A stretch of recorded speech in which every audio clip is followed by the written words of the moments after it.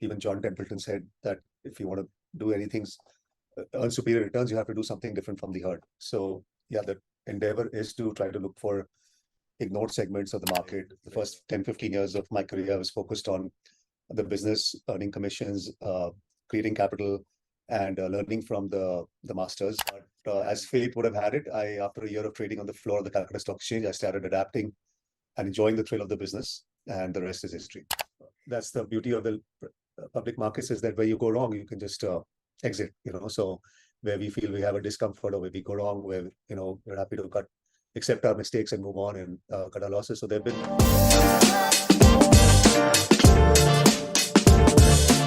Hello, everyone. Welcome to another exciting episode of Talks with Daulat, where we aim to deconstruct the seemingly complex world of finance and empower investors to take better and relevant investment decisions. My name is Varun Fatehpuria, and I am the founder and CEO of Daulat Wealth Management. Today, we are pleased to have one of the wizards of Dalal Street, Mr. Amitabh Sonthalia, on our show today. Amitabh is the founding director and chief investment officer of SKS Capital, the flagship entity of a single family office managing proprietary investments across multiple alternative strategies with the singular goal of achieving higher risk adjusted and absolute returns. Amitabh began his career as a research analyst with the Federal Reserve Bank in the United States after graduating from college with a degree in economics from the Davidson College in US. After a year working with the Fed, Amitabh decided to come back to India to join his family's fledgling stockbroking business.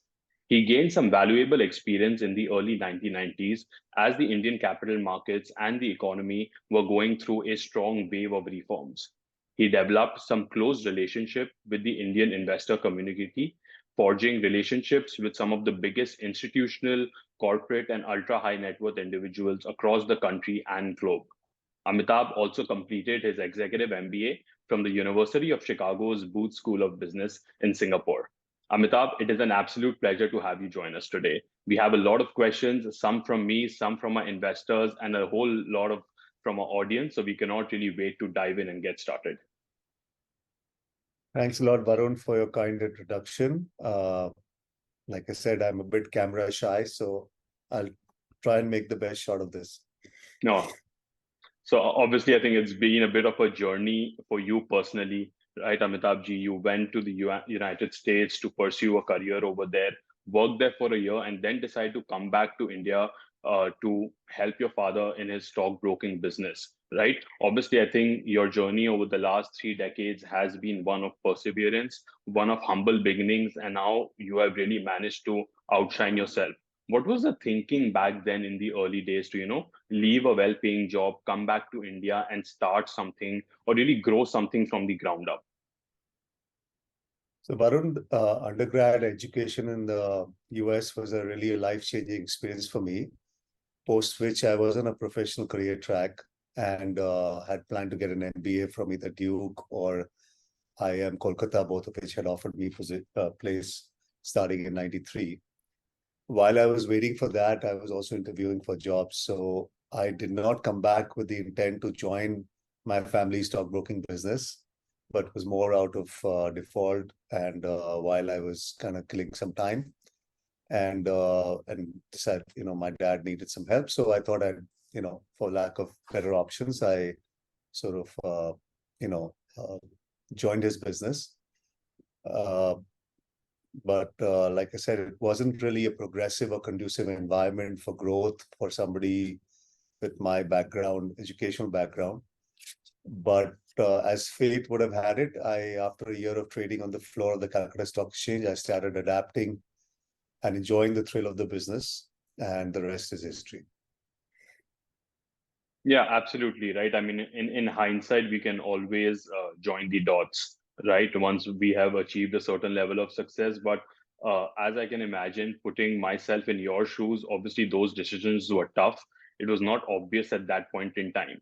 And one thing we observed in one of your recent interviews was that you really got your break once you established close relationships with some of India's biggest investor back then. Of course, late Shri Rakesh Jhunjhunwala ji, Radha Kishan Damani ji, that really provided you a good head start, Amitabh ji. How did those relationships come to be number one at that point in time when you were still figuring it out? And how did you nurture those relationships over the last 2 to 3 decades to where you are today? Yeah, so Varun, so I definitely had quite a few lucky breaks, and one of them was being introduced to the late Rakesh Jhunjhunwala ji in the early to mid 90s through a family friend, and that clearly was a big turning point in my career. The relationship that I developed with him as a client and all the learnings that ensued over the next couple of decades. And once, as a broker in Calcutta Stock Exchange, it was always very aspirational to work with the top Mumbai clients. So that was a good stepping stone for me to also uh, kind of enhance my network in Mumbai, working with some of the best investors and clients, and there was no looking back after that. And of course, Mr. Damani, as you mentioned, was one of the other key clientele relationships that I had, amongst others. And I was, like I said, very fortunate and lucky to be mentored, get the confidence and trust of these eminent people in Mumbai, who not only were great to have as clients, but also, over the years, due to a personal rapport, we developed a friendship, and there's so much to learn from them over the years. Right. And we can probably see that in your investing style, right? I think all of these big stalwarts of our investment community, we can see some signs of that in how you approach your investing style. And that's something that we have observed, that you have these 10 strong key tenets as your investing framework that you follow, that you have put it out there in the open, something for people to really see and emulate, hopefully, right? And one of the things that stood out to us was this really strong advocacy and proponent for being a value investor, following a value style of investing. So, really, a two-part question, Amitabhji, over there. Number one, what, in your opinion, is value style of investing, so to speak? And how do you reconcile this approach that do I need to be a value investor? Do I need to be a growth investor? Or is it an either or? Can I be one thing and not the other, and vice versa? Yeah, quite a few concepts packed into one question, but I'll try to my best to answer them. First of all, I took my time to start investing. As I told you, the first 10, 15 years of my career was focused on the business, earning commissions, creating capital, and learning from the masters.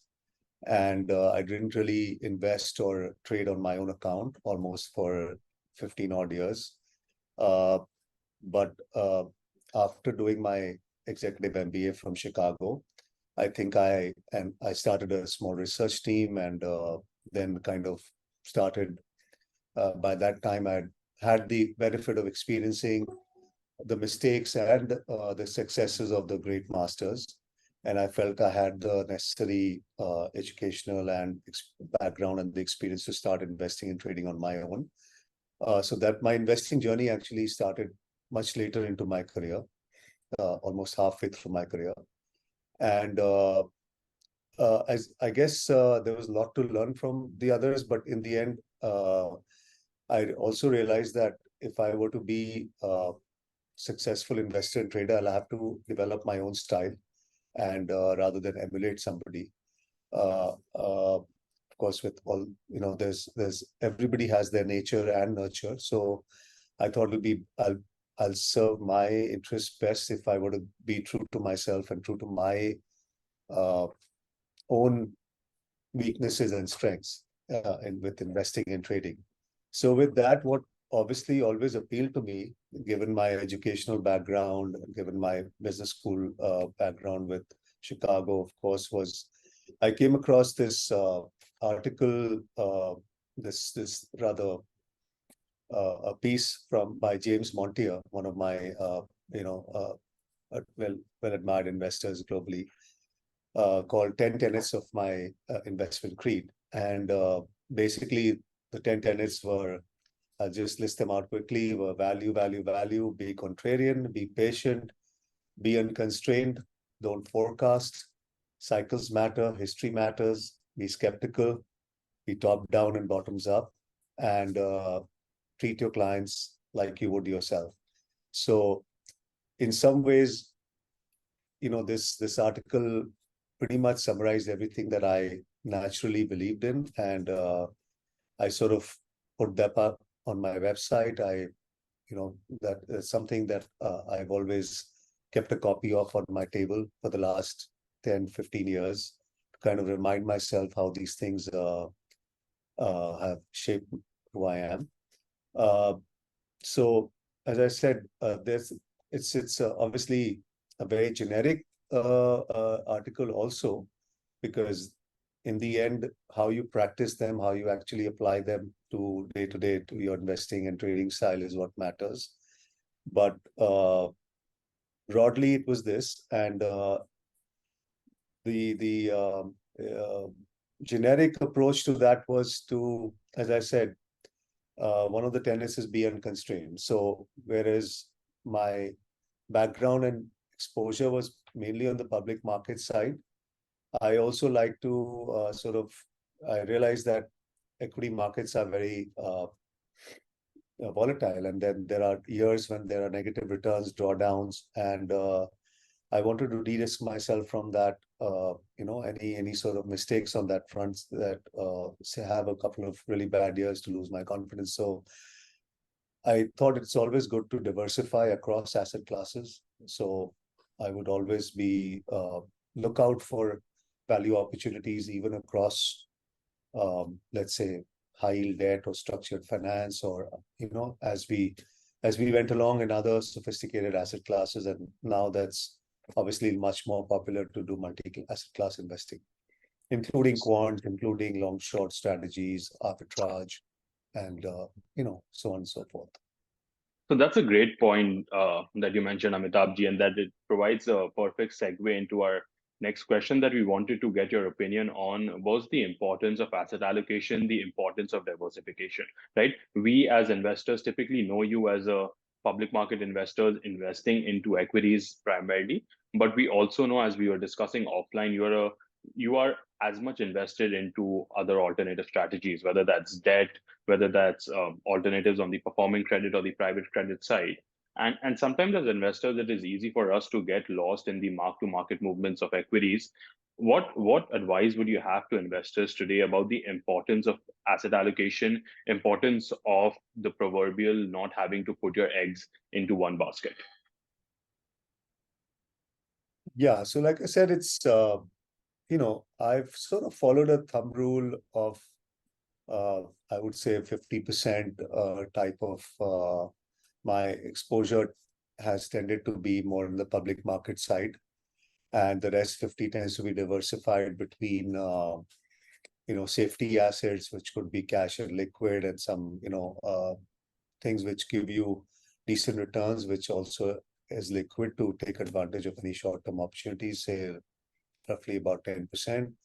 And the balance 40 could be a mix of alternative assets. Like I said, we are seeing a great plethora of asset classes now with advancement in technology, and it's also now available to a lot of family offices, such as long short funds, alternative assets, private equity, venture capital funds. So I generally tend to, apart from public markets, the other asset classes I tend to invest through other platforms and other funds, but I seek out them on my own, generally through my network, rather than rely on typically on wealth managers or the standard advice that one gets in the market.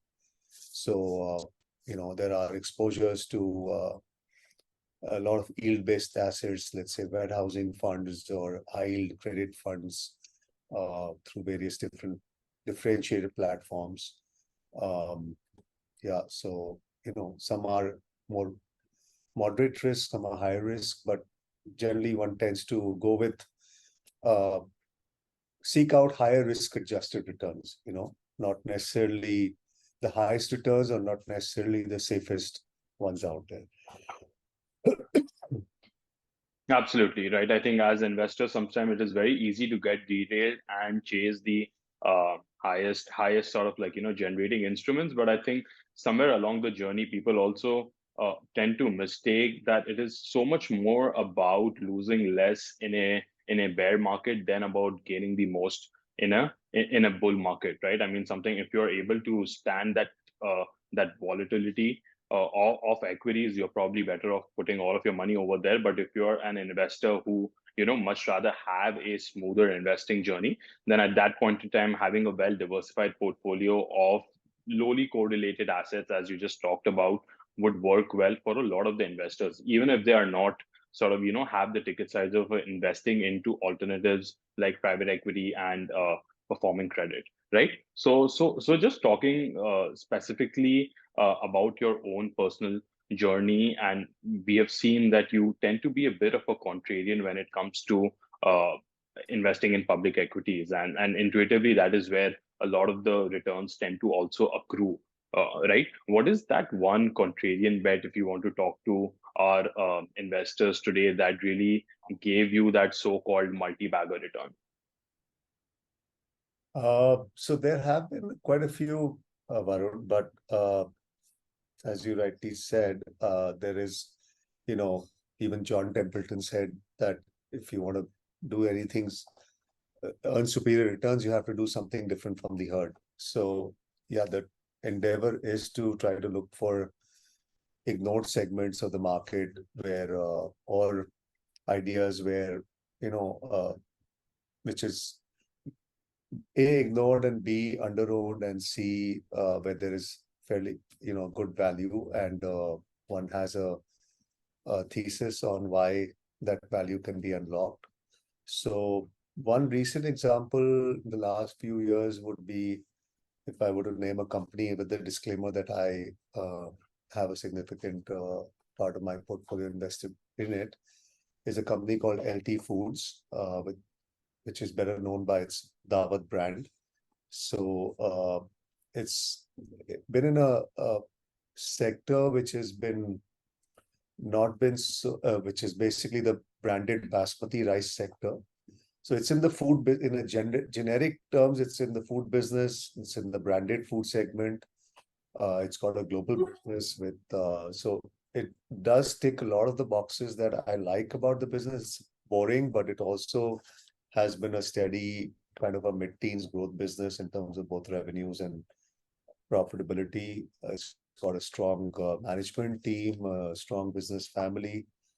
There has been, there was skepticism in the market about the quality of the management, the quality of the business, the fact that it's of commoditized nature. There have been some bad apples in the business in that sector also, which there are in almost every sector that we know of. And so there have been, the sector had a bad name 8-10 years ago, because of which certain good companies were being ignored. So the sector also had seen a lot of consolidation. And so all these factors were ignored last few years. And the stock was trading quite cheap. And we had the good fortune of tracking the company, meeting the management over the years, developing comfort about the quality of the management and the quality of their business. And like I said, always for us, the icing on the cake is when it's available cheap. So when you're getting something at single-digit multiples, entry multiples, with a decent track record and a decent outlook for growth, then one feels that it's one can just invest and sit on it to kind of let the story play out. So some part of it is already played out, but I'm still quite optimistic that it is still trading quite cheap compared to the rest of the companies in its sector. Great. So while we know that winners obviously, make you happy and provide you that boost of confidence as an investor, sometimes being invested into things which did not pan out the way you expected also provides a really good learning. So do you have something which did not play out to your expectations and it provided you a great learning experience also? Yeah, like I said, we probably have an equal number of misses as we have hits. But by grace of God, we, because that's the beauty of the public markets is that where you go wrong, you can just exit, So where we feel we have a discomfort or where we go wrong, where, we're happy to accept our mistakes and move on and cut our losses. So there have been, numerous examples of things which haven't worked and where we've gone wrong. But we're happy to accept our mistakes with humility and move on. And I've been, I'm trying to think of what the best example would be, but one name that comes to mind from a few years ago is a small education company called MT Educare, which, where again, I thought, it had a good track record of the past and it was going through some temporary difficulties. And I thought the company was inherently good. They were into, tutorials online and I visited their center, met the management. They seemed to be having sorting out their issues, and we made but the only good thing is that we don't make a big bet to start with on day one. We kind of take our time to increase our bet. So we had made a reasonable bet on it, and but in hindsight, we went wrong and then the learning was that maybe we didn't do our homework in terms of in hindsight, the quality of the management, the quality of the business, the balance sheet, everything was a bit suspect, and maybe they were over-promising. The management was too eager to sell their story. That's another learning that I've had, that it's better to go seek out managements who don't want to meet you rather than take the easy way out and meet managements who are willing to come and meet you in your offices or otherwise who are chasing you as investors. So, and that's sometimes a problem in India because most investors like the comfort of managements who are too overly investor friendly rather than those who are focused on running their businesses and doing their job, and, of course, so that was the learning here. Yeah, so we have seen how you personally as an investor has really matured over the last 2 to 3 decades, some with the winners, some with the losers. But something that has perhaps stayed consistent is your apprehension for taking on a lot of leverage, right? This is something that you had talked about earlier as well, where I think in your early days, maybe due to lack of capital and then perhaps a lack of risk appetite at that point in time, you did not really take on leverage, even when a lot of your clients were doing so.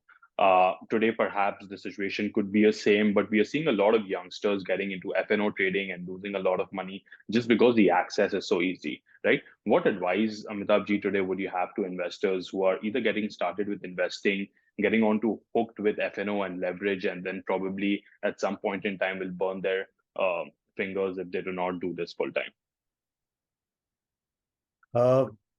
I don't really have any advice on this because it's a very personal thing.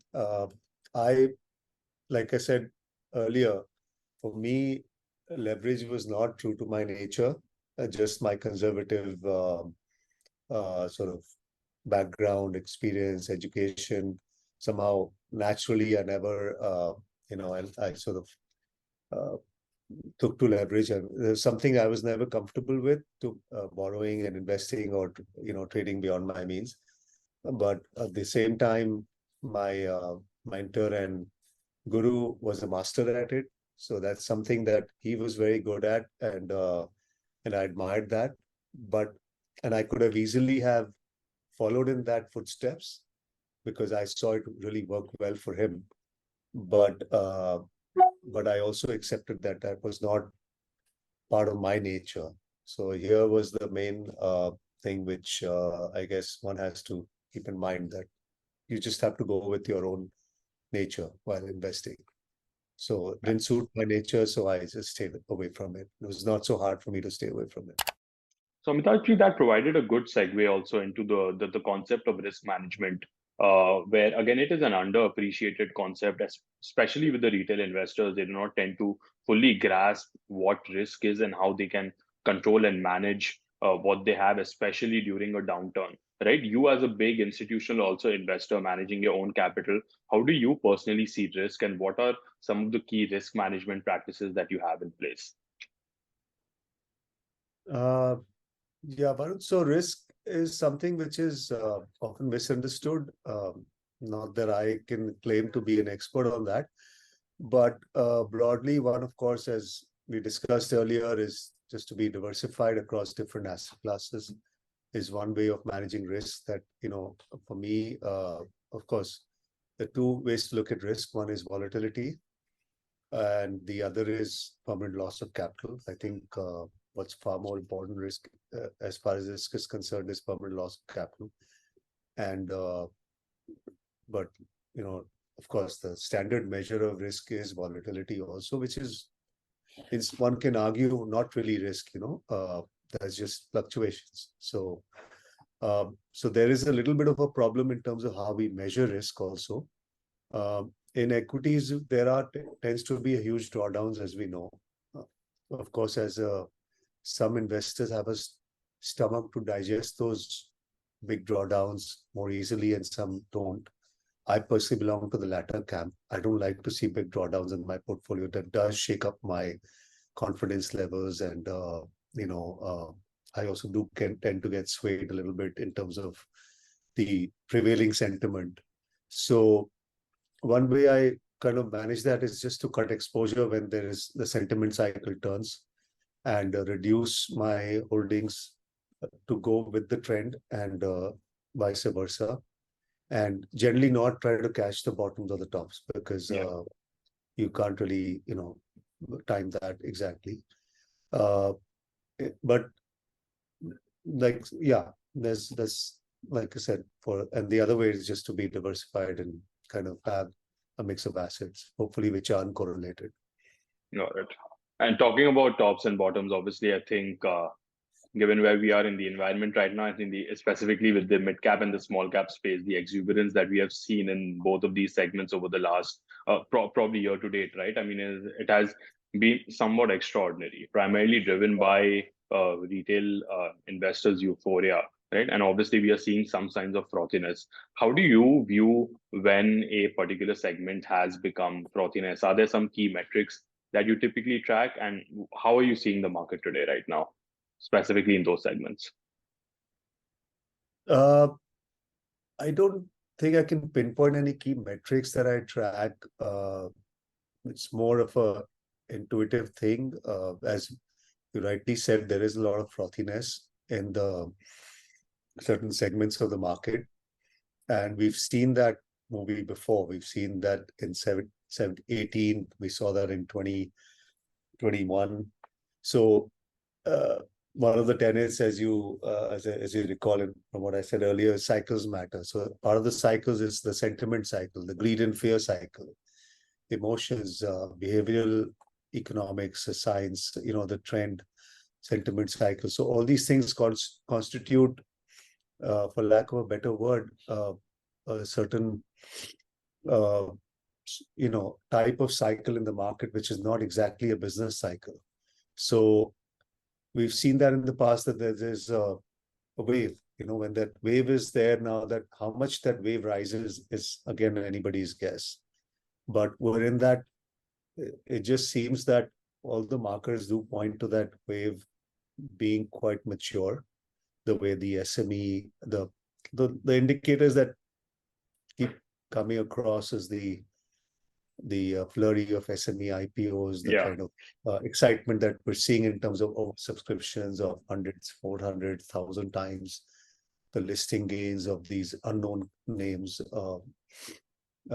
without regard to any valuations, even the craze on the main board IPO side,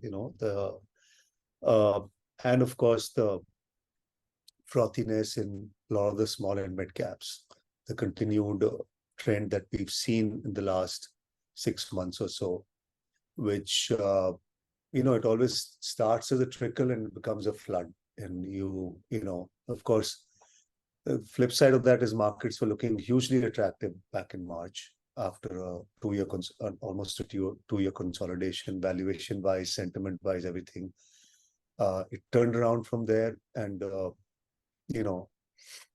3 months into it, it reached, probably crossed its fair value, and now we're in the slightly overvalued zone. But there are, like I said, there are still pockets of frothiness. There are pockets of fair value in the market. So the way I like to navigate is stick to where I feel valuations are not too stretched. I've already named, say, one example where, and there are several other examples where one can find companies which are, and you can see those laggards. Some of the times it's the laggards moving, sometimes it's just value being discovered by the market. So there's enough, like I said, pockets to play, contrarian or find those price value mismatches in the market, even in what seems like a frothy market. Just requires more work. Great. Amitabh ji, this was absolutely fantastic. You've not done a whole lot of media interactions in the past.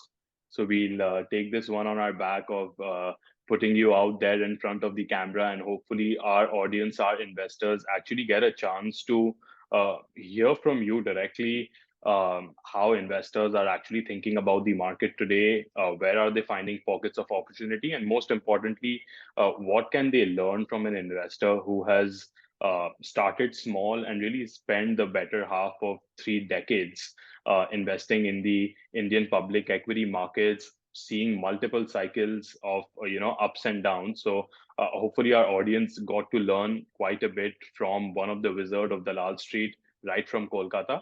And it was a pleasure having you, Amitabh ji, and hopefully we'll get to speak soon on our podcast sometime later. For all our audience today, again, if you like this episode, hit on our like button and do subscribe for more of such wizards of Dalal Street in the coming future. Thank you. Thanks a lot, Varun. You've been too kind, way too kind to me. So thanks for having me on the show. I enjoyed it talking to you. Thank you.